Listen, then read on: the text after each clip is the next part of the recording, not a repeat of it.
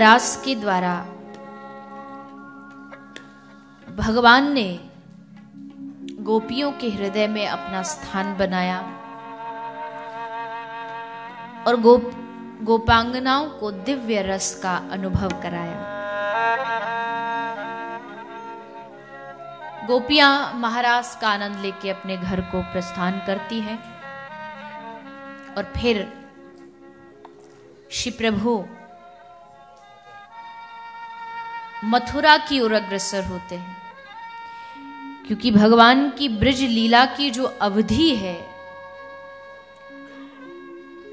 वो विश्राम लेती है और भगवान मथुरा की ओर प्रस्थान करते हैं।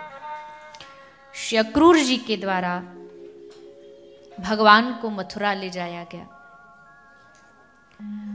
मथुरा में मथुरा के लोगों ने प्रभु का खूब स्वागत किया। भगवान जब अपने सखाओं के साथ भ्रमण पर निकले तो भ्रमण करते हुए भगवान ने बहुत सारी माताओं पर, कन्याओं पर कृपा करते हुए धोबी का उद्धार किया, सुदामा माली पर कृपा की और कंस की दासी जो नित्य कंस को चंदन की सेवा प्रदान करती है, आज उसकी सेवा भी धन्य हो गई, कि आज उसकी सेवा श्री प्रभु के चरणों में लगी। पहली बार उसका हृदय प्रफुल्लित हुआ कि आज जिसका प्रतीक्षा, जिसका इंतजार उसे था, आज उनके मस्तक पर उस कुब्जा ने चंदन लगाया। ऐसा कई ग्रंथों में वर्णन भी है कि कुब्जा ही पूर्व अवतार में रावण की बहन सूर्पणखा थी। वही कुब्जा बनकर के द्वापर में आई और भगवान ने इस पर कृपा की। अंत में धनुष भंग हुआ।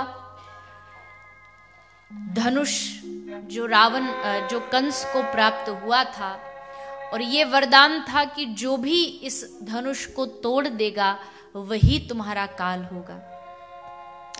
इसलिए कंस ने धनुष की बहुत सुरक्षा लगा रखी थी, किंतु भगवान कृष्ण भीतर घुसने लगे। लोगों ने कहा रुक जाओ रुक जाओ। द्वारपालों ने रोकने का प्रयास किया, पर ठाकुर जी कहाँ रुकने वाले। हाँ, राम जी होते तो एक बार कहने से रुक जाते, पर ये तो कृष्ण है, ये किसके कहने से रुकते हैं। ये तो अपनी लीला इनकी अपनी रहती है। गए, धनुष भंग किया। कंस को पता चला और घबराया। चाणूरमुष्टिक को बुलाया, अखाड़े में युद्ध हुआ। भगवान ने सबको हराते हुए अंत में मामा कंस के पास गए। कंस के केश को पकड़ के झटका लगाया। घबराता घबराता कंस सिंडियों से लुढ़कता लुढ़कता धरा पर आ गिरा और डर के मारे, भय के मारे वहीं कंस के प्राण निकल गए। और सब दैत्यों को भगवान को मारना पड़ा, पर कंस को नहीं मारना पड़ा।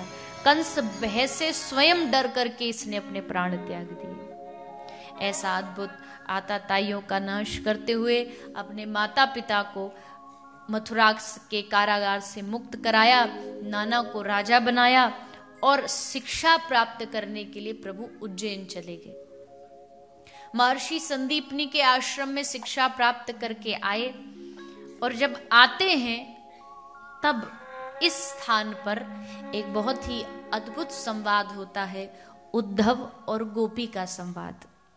भगवान के द्वारा उद्धव जी को भेजा गया ब्रज में गोपियों का संदेश लेके उद्धव जी गए और किस प्रकार गोपियों ने अपना भाव उद्धव के हृदय में प्रकट किया वो बड़ा ही अद्भुत है। किंतु समय अनुसार हम इस प्रसंग को प्रणाम करते हुए आगे बढ़ेंगे, क्योंकि गोपी का ये जो प्रसंग है, ये जो संवाद है, ये बहुत गंभीर है और बहुत विरह से भरा हुआ है। इसके लिए समय स्थान बहुत आवश्यक है, तो इसलिए प्रणाम करते हुए हम आगे बढ़े।